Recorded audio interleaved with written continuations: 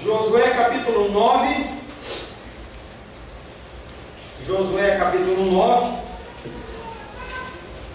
Conforme eu já falei para vocês, esses capítulos que nós estamos seguindo são capítulos que têm sido rápidos. Nós temos visto muitos capítulos, muitos textos, porque na verdade são mais textos informativos e históricos do que doutrinários.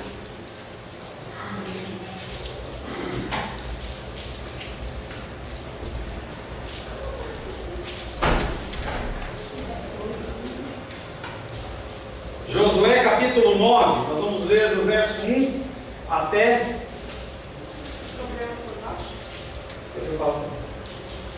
Nós vamos ler do verso 1 até o verso 11. Sucedeu que, ouvindo isso, todos os reis que estavam daqui do Jordão, das montanhas e nas campinas e em toda a costa do Mar Grande, defronte do Líbano, os heveus, os amorreus, os cananeus, os ferezeus, os heveus e os jebuseus, se ajuntaram eles de comum acordo para pelejar contra Josué e contra Israel.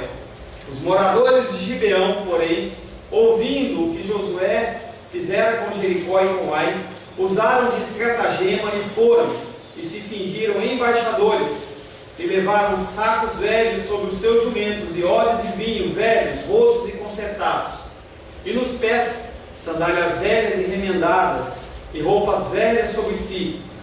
E todo o povo, e todo o pão que traziam para o caminho era seco e bolorento. Foram ter com Josué ao arraial, a Gilgal. Eles disseram a ele e aos homens de Israel: chegamos de uma terra distante, fazei, pois, agora aliança conosco. E os homens de Israel responderam aos heveus: porventura, habitais no meio de nós?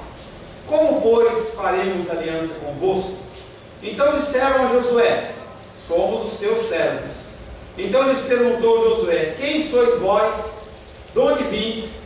Responderam: teus servos vieram de uma terra muito distante, por causa do nome do Senhor, teu Deus, porquanto ouvimos a sua fama, e tudo quanto fez no Egito, e tudo quanto fez aos dois reis dos amorreus que estavam além do Jordão, Seom, rei de Esbom, e Og, rei de Bazã, que estava em Astarote. Até aqui.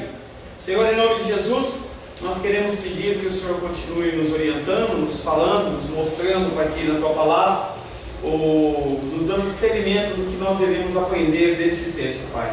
Texto rico em ensinamentos, mas sem a qual o Teu Espírito Santo não agir em nós e através de nós, Pai querido, nada podemos fazer. Pai, em nome de Jesus, amém. A garganta começou a arranhar, ventilador. Só fazendo um breve resumo, na semana passada nós tratamos de Josué capítulo 9, verso 1 até o verso 10, pelo meu registro aqui. E então, basicamente, esse versículo 1 e 2 de Josué 9, ele faz a abertura para 3 capítulos, Josué 9, 10 e 11. Porque fala da reunião de reis, os reis que cercavam aquela região ali, que moravam perto de Jericó, que havia sido destruído, perto de Ai, que havia sido destruído, perto de Betel, que havia sido destruído. O povo olha para aquela situação e fala assim: ou a gente faz uma aliança e a gente monta um exército grandão e vamos combater Josué, ou então nós vamos perecer como os outros habitantes de Canaã.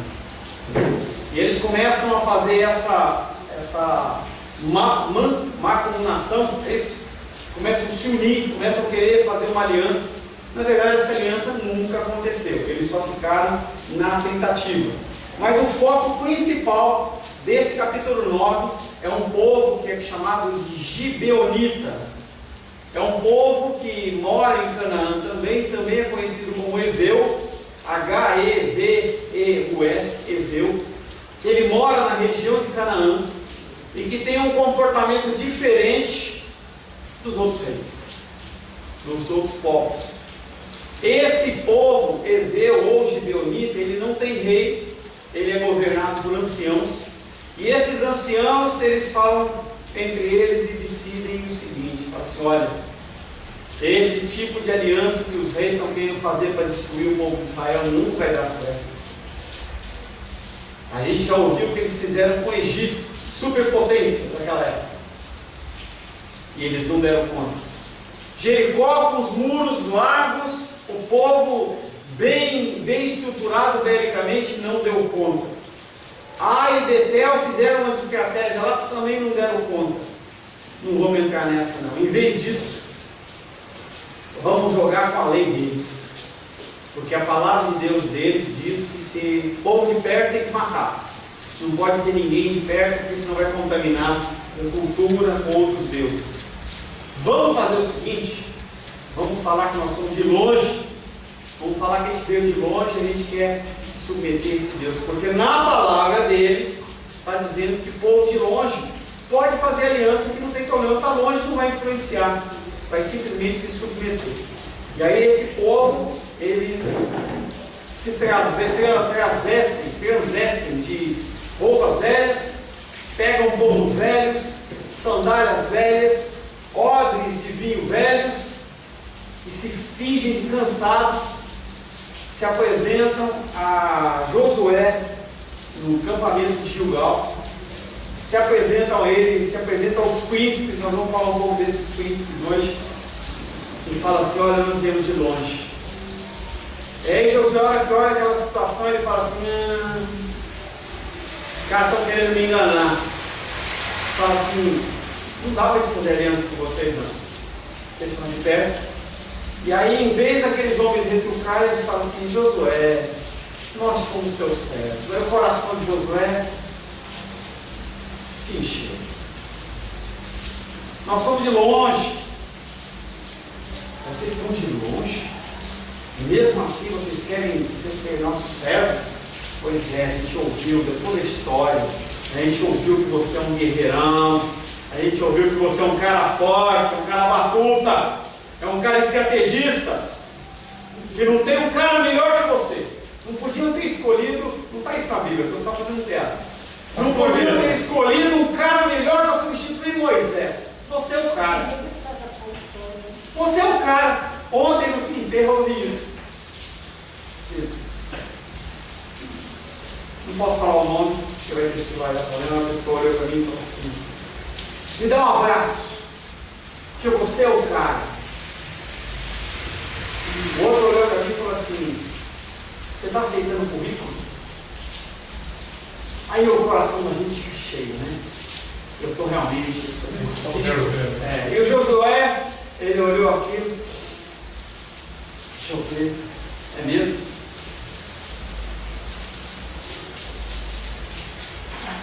Verso 11. Verso 11, 12 e 13, né? A pergunta ali foi: ouvi falar que você está bem na tua igreja. Você não aceita uma pessoa como você, não? Josué capítulo 9, verso 11, 12 e 13. Abre aí. Acompanha comigo. Josué 9, verso 11, 12 e 13. Aí ele fala assim: os gibeonitas para Josué: pelo que nossos anciãos e todos os moradores da terra nos disseram: tomai convosco provisão de alimento para o caminho, e ide ao encontro deles, e dizei-lhes: somos vossos servos. Fazei, pois, agora aliança com o moço.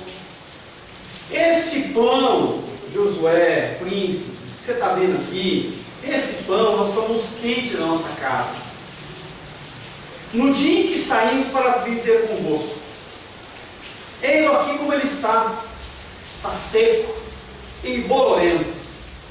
E esses odres de vinho, né? Esses odres, eles eram novos quando enchemos de vinho. Eles aqui, eles estão rotos, tudo raspado, sabe quando a calça fica rota? Aí eles aqui já rotos, e estas nossas vestes e essas nossas sandálias já envelheceram por causa do muito longo caminho. Josué começa a apertar aqueles homens de onde eles vieram, e eles começam a descrever todo um teatro, toda uma situação. A história continua relatando o modo que os gibeonitas contam a sua versão dos fatos. E tinha uma pessoa que eu conheci que falava para mim uma frase que era assim: toda história tem 3 versões: a minha, a sua e a verdadeira. Toda história tem 3 versões: a minha, a sua e a verdadeira. Mas os gibeonitas, principalmente no judiciário, eu costumo não é só no judiciário, não. Principalmente. Qualquer tipo de contenda, qualquer tipo de discussão. A verdade é que ela tem 3 faces. Exatamente. A história continua relatando o modo que os gibeonitas contam a sua versão dos fatos que resultaram na missão deles ao acampamento de Israel, e fazem referência aos anciãos, mas não ao rei, conforme eu falei para vocês. O sistema de governo deles não era a monarquia, mas era um sistema ali de anciãos. Parece uma coisa meio parlamentarismo. Ao que parece, a organização política dos gibeonitas era diferente dos outros, porque os outros eles tinham reis. No versículo 1 a gente falou: reis dos cananeus, dos jebuseus, dos ferezeus, cada um se unindo. As palavras dos gibeonitas foram muito bem articuladas e tudo parece genuíno. Como poderia Josué e seus companheiros israelitas pensar de alguma maneira que os gibeonitas estavam a enganar? E eu pergunto para você: situações são apresentadas no dia a dia para você todos os dias, todo momento, coisas são apresentadas a você. Ou alguém vai lá e fala para você uma coisa, ou fala: olha, a Bené estava com ela. A dos reis, você não sabe o que aquela mulher está falando de você. Irmão Cláudio, esse jeitinho dele aí, como que a gente sabe se as coisas são verdade quando a gente não está na cabeça das pessoas? A gente sabe que as pessoas, muitas vezes, elas agem com um aparente amor e confiança por você, mas por trás está colocando a faca nas suas costas. E a pergunta é: como que Josué e seus companheiros israelitas poderiam pensar que os gibeonitas estavam querendo enganá-los? E aí nós vamos chegar na condição. Eles são combinados, os gibeonitas convidam Josué e os príncipes e as pessoas a olhar: olha o nosso pãozinho que estava quente, agora está sequinho e bolorento. Olha aqui nossa roupinha. Fui lá e comprei lá no shopping, no parque shopping, novinha, tirei da caixa, olha como ela está rasgadinha. Sapatinho, todo rasgado. Esse negócio de vinho, tudo rasgado. Assim, as palavras dos gibeonitas, mesmo sendo mentirosas, por serem bem contadas, elas foram aceitas por Josué e seus líderes, que é o que nós vamos ver na sequência. Josué capítulo 9, versos 14 e 15. Então os israelitas tomaram a provisão e não pediram. Opa! O que está na tua Bíblia aí, irmãos? Então os israelitas não pediram conselho ao Senhor. Esse é o problema. Quando você estiver nessas encruzilhadas, quando você estiver nesse tipo de coisa assim, você não sabe como decidir. E tem um ditado popular que diz que no meio da confusão você não toma nenhuma decisão importante, e é verdade. Quando você estiver no meio de uma situação que a pessoa olhar para você e falar assim: tem que decidir agora. O comprador faz bastante isso, né? Querido, promoção, só hoje. Quando você ouviu o negócio, fala assim: só hoje. Você lê assim: não é só hoje, tá? Quando fala é só hoje, é agora, você fala: não é agora. Eu vou pedir conselho ao Senhor. Então os israelitas tomaram da provisão, olharam todo aquele cenário que os gibeonitas estavam apresentando e não pediram conselho ao Senhor. Tinham acabado de tomar a lambada em relação a Ai, e de novo eles pisaram na bola. Josué concedeu-lhes paz e fez com eles aliança. Olhou para os gibeonitas: é mesmo, né? Eu sou um reizão, eu sou um cara poderoso. Nós somos um cara, eu sou o cara. Meu Deus, é forte mesmo. Entendeu? Estou olhando aí, realmente esse pãozinho aí deve ter demorado bastante para ficar seco desse jeito. Essa roupa aí para ficar rasgada desse jeito aí demorou um tempo.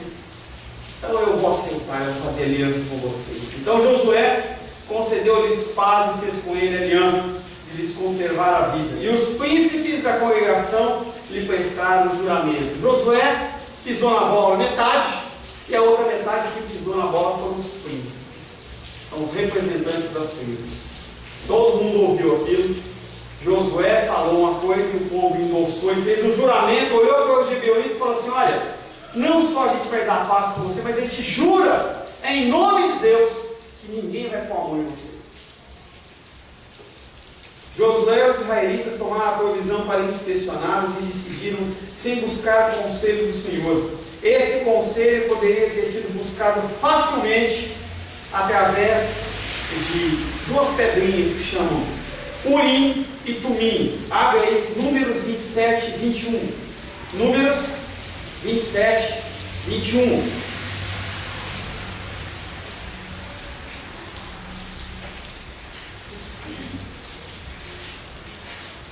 Se você tem números na Bíblia e você encontrou, leia por gentileza.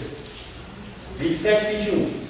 Apresentar-se a perante Eleazar, o sacerdote, o qual por ele consultará segundo o juízo do Urim, perante o Senhor. Segundo a sua palavra sairão, e segundo a sua palavra entrarão, ele e todos os filhos de Israel, com ele e toda a congregação. Apresentará perante Eleazar, o sacerdote, o qual por ele consultará segundo o juízo do Urim. Você não leu isso, viu? Leu? Ah, desculpa. Ele leu do Urim. Eram duas pedrinhas. Tá? Urim e Tumim é o nome dado, vou explicar direitinho para você. Urim e Tumim é o nome dado a um processo de adivinhação utilizado pelos antigos israelitas para descobrir a vontade de Deus sobre determinado evento. Então, quem que era Urim e Tumim? Era um jeito de você consultar Deus definido pelo Senhor. Era uma espécie de jogo de búzios da época. Estava rápido. Não, mais ou menos. É mais simples. Tinha uma pedrinha dizendo sim, em hebraico. Sim, na outra dizendo não. Então ele pegava aquelas duas pedrinhas, sacudia no saquinho e jogava. Se a pedrinha sim tivesse para cima, eles entendiam que era uma eleição de Deus, que era o sim. Se era não, era não. Se as duas para cima ou as duas para baixo, era para esperar. Isso era um meio de consultar Deus, que Deus estipulou e instituiu. Estranho, né? É estranho, mas é isso aí que nós lemos em Números 27 e 21. Era um procedimento em que eles tinham de fazer, de consultar Deus. Não era qualquer um que fazia, tá? Era simplesmente o sacerdote, aquela figura que era representativa, tinha essa faculdade de fazer esse tipo de escolha. Isso foi feito lá com Acã. Lembra quando Acã pegou as capas lá em Jericó, e aí começaram, juntaram todo o povo de Israel, eles foram jogando Urim e Tumim para decidir quem que era. Ah, tribo de Judá não é. E foi indo. E era uma coisa que era realmente direcionada pelo Senhor. Porque, por exemplo, tinham 12 tribos. Qual que é a tribo certa? Deu 11 nãos e deu sim exatamente na de Acã. Tinha um monte de filho, deu um monte de não, na de Acã deu certo. Foi indo até que chegou em Acã. Era um procedimento que era aprovado pelo Senhor naquela época, exclusivamente naquela época. Hoje você não pode jogar os búzios, não pode jogar pedrinha. Nós temos uma figura do Espírito Santo nos intermediando, mas naquela época você tinha esse procedimento. E eles não fizeram isso. Nem Josué foi orar, nem nada disso. Simplesmente eles decidiram. Josué concede paz aos gibeonitas. A esse acordo de paz que indica o relacionamento harmonioso entre duas partes. Então, vamos viver como irmãos. Segue-se a descrição dessa aliança. Uma aliança de subordinação. Não era como irmãos, eles iam ser escravos. E era uma coisa que, mesmo sem consultar o Senhor, Josué tinha que ter pensado: por que uma terra, um povo de longe, do jeito que eles estão falando, eles vão querer ser servo da gente? Por quê? Por quê? Se eu só tenho que destruir as pessoas que estão perto. Então Josué não atentou nisso. Isso já havia acontecido. 1 Samuel capítulo 11, havia acontecido, não, iria acontecer depois. 1 Samuel 11, 1. Nós temos música de fundo hoje. 1 Samuel 11, 1. Então Então subiu Naás, Amonita, sitiou a Jabes de Gileade, e disseram todos os homens de Jabes a Naás: faze aliança conosco e serviremos. Então esse processo de servidão ele era uma coisa comum, mas ele acontecia normalmente quando os exércitos chegavam em vias de fato. Quando a pessoa chegava em via de fato de conquistar, aí ele vinha e fazia a proposta da paz, e não antes. Essa ação, entretanto, não está explícita aqui. A preocupação principal da narrativa é deixar claro que uma parte, no caso Josué, garante a vida da outra, os gibeonitas. Um elemento importante para se entender o que vinha a seguir, sendo por isso a única condição mencionada no relato.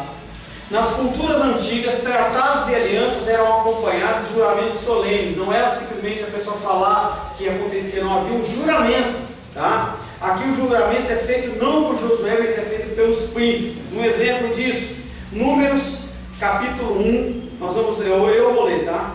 Números capítulo 1, versos 4 até o 16, eu vou ler algumas partes, tá? Para falar quem eram esses príncipes, quem eram esses homens que eram representantes, tá? Eu dei uma recortada aqui, mas a referência é Números capítulo 1, verso 4 até 16. E diz assim: de cada tribo vos assistirá um homem que seja cabeça da casa dos seus pais. Então cada tribo, Judá, Benjamim, Dan, Efraim, Issacar, todas as tribos, as 12 tribos, elas tinham representantes. E esses representantes, eles eram os príncipes. Esses, pois, são os nomes, por exemplo, eu separei aqui da tribo de Ruben, que era uma das tribos dos israelitas. E eles escolheram como líder, como príncipe, um cara chamado Elisur, filho de Sedeur. Estes foram os chamados da congregação, os príncipes das tribos dos seus pais. Então, nesse episódio de Números, eles levantaram de cada tribo um. Eu falei de um só, para a gente não estender. Mas cada líder, quando tinha que tratar com a tribo, tratava, quem é o príncipe? Vem cá, vamos tratar com você. E nesse momento de Josué, que estava com os gibeonitas, esses 12 príncipes estavam lá. E esses 12 príncipes fizeram um juramento com o Senhor. Josué 9,16. Agora começa a aparecer a tristeza. Josué 9,16. Ao cabo de 3 dias, depois de terem feito aliança com eles, ouviram que eram seus vizinhos e que moravam no meio deles. Aí o povo começou a ouvir que aquele povo não era de longe coisa nenhuma. Passou 3 dias e eles começaram a ouvir. Depois da imprudência com que se firmou o tratado, agora são apresentadas as consequências desse descuido. A principal delas seria um povo cananeu, um povo que deveria ter sido eliminado, um povo que ia trazer contaminação, cultura e adoração de outros deuses no meio do povo, e o povo não ia poder fazer nada, porque Josué fez aliança e os príncipes juraram.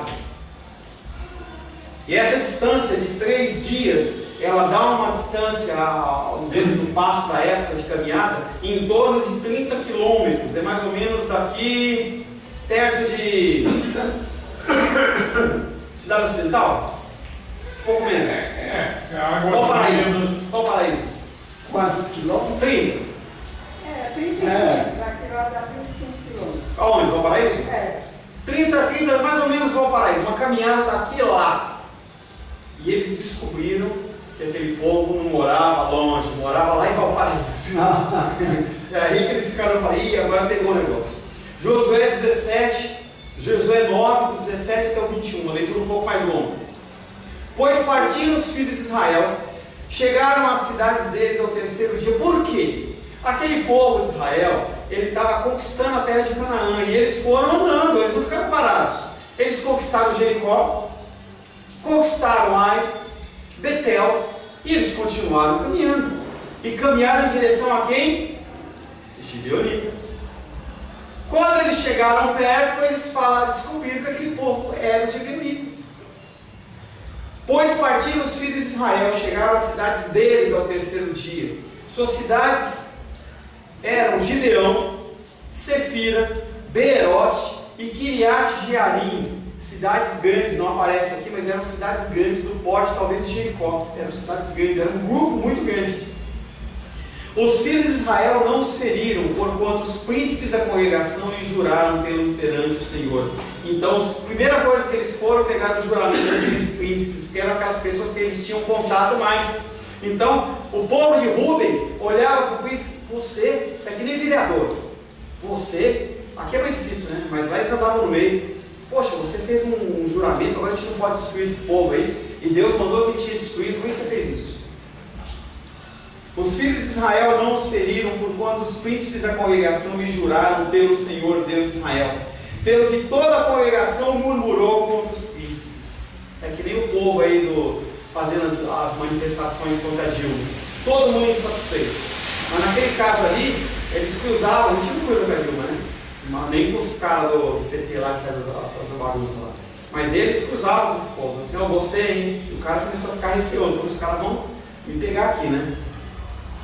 E aí eles olham para aqueles homens e falam assim: nós lhe juramos pelo Senhor Deus de Israel, por isso não podemos tocar-lhes. Isso, porém, lhe faremos: conservar-lhes a vida, para que não haja grande ira para nós. Eles não estavam preocupados com a palavra do Senhor, não. Eles estavam preocupados que Deus ia baixar o corrente deles, né? Nós não podemos fazer nada, nós vamos conservar a vida deles, para que não haja grande ira de Deus sobre nós, por causa do juramento que já lhe fizemos. Disseram-lhe, pois, os príncipes: vivam! E se tornaram rachadores de lenha e tiradores de água para toda a congregação, como os príncipes lhe haviam dito. É informado que Gibeão fazia parte de um grupo maior de cidade, ao qual pertenciam Sefira, Beerote, Kiriat e Jearim. Devido ao juramento, os filhos de Israel não os mataram. Eles fizeram um voto que não podia ser quebrado. Eu quero falar para você a respeito de voto. Cuidado com os votos que você faz. Deus, ele não pede que você faça nenhum voto, mas se você fizer o voto, tem que cumprir. Tem que cumprir. Ninguém Deus, ele joga muito cumprir. duro com esse tipo de coisa. Ele não pede para você fazer as coisas, mas sim, tem coisa que ele manda, mas voto ele não pede. Ele não pede para você fazer jejum. Ele não pede para você fazer: olha, eu vou me comprometer. Como eu lembro na outra igreja, tinha um grupo que estava ajudando um missionário. Pessoal, eu me comprometo com você, eu vou te auxiliar com 10 reais, 20 reais, 30 reais por um ano. Aí vem a luta, vem a dificuldade, passa o tempo, você esquece e tal, deixou de dar um mês. Deus não esquece essas coisas.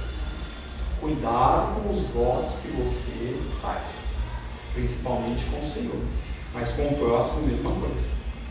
Votos que são feitos, o Senhor cobra.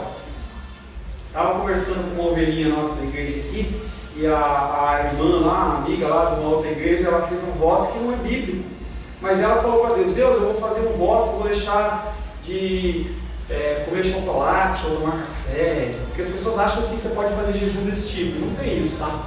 Jejum é de comida mesmo. Se você tem problema de enfermidade, uma vez que a gente tira muito remédio, ela não pode fazer o jejum. Se você fizer, ela morre. Ela não pode fazer um voto, mas não faça. Se você fez um voto, tem que cumprir. E ela falou assim: não, eu fiz um voto para Deus que eu vou ficar um mês sem comer chocolate, sem tomar cafézão preto. Passou uma semana, a pessoa estava doida. E aí a ovelhinha nossa foi explicar para ela sobre jejum, que isso não é um jejum. Aí ela olhou e falou assim: ah, não é jejum? Pronto, e agora eu achei uma desculpa para tomar meu café, comer meu chocolate. Não importa, querido. Aquilo não tem uma valia espiritual. Mas foi feito um voto com Deus, então você tem que cumprir o voto que você fez. Cuidado com os votos. E aqui foi feito um voto. Nós juramos pelo Senhor. Nós juramos pelo Senhor. Cuidado com os votos que você faz. A reação da congregação é de murmurar. Evidentemente o povo reconhecia que era uma violência que se cometia às regras estabelecidas em Deuteronômio 7. Deuteronômio 7 falava, a gente já explicou isso: povos de perto, mata todo mundo. Povos de longe, você chega e fala assim: não, ou você se submete ou nós te matamos. Se ele se submeter, vira escravo, tudo bem. É de longe, não tem problema. Mas de perto, foi o que aconteceu com Jericó. Em algumas situações, até o gado, até os bens tinham que ser destruídos. Em outras situações definidas por Deus, como foi em Ai, ele permite que os animais sejam inseridos no rebanho.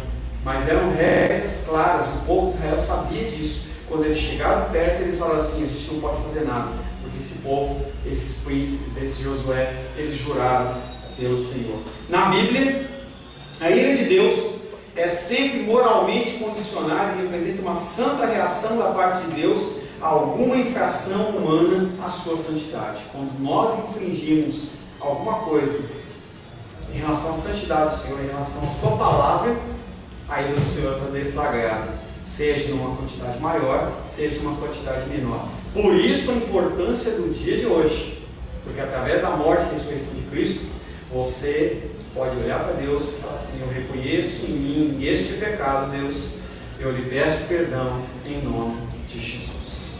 Quando você faz isso, o anjinho corre na tua ficha lá, pega um pouquinho do sangue do cordeiro, passa em cima, deixa existir. Os pecados não te lembro mais. Seus pecados eles são lançados no mar do esquecimento. Deus não faz mais contas deles. Tá? Então, por isso que a ira do Senhor ela é sobre os filhos da desobediência e não sobre as nossas vidas. Não porque nós somos melhores, mas porque a partir do momento que Cristo mora no teu coração, você tem essa faculdade de você chegar a Deus e falar: Deus, me perdoa em nome do seu Filho Jesus. Aí Ele não vai olhar mais para você, e sim vai olhar para Jesus Cristo. Ele fala: tá bom, porque o meu Filho Jesus se sacrificou na cruz do Calvário, cumpriu todos os mandamentos da profecia, eu aceito você do jeito que você é. Eu aceito você, Senhor Mário, com todos os seus pecados. Você vai se arrepender e eu vou perdoar. Tá? Se não, tá? E sem chocolate amargo, aquele amargão, sabe? Você põe na boca, dá até aquele mal-estar, amargo.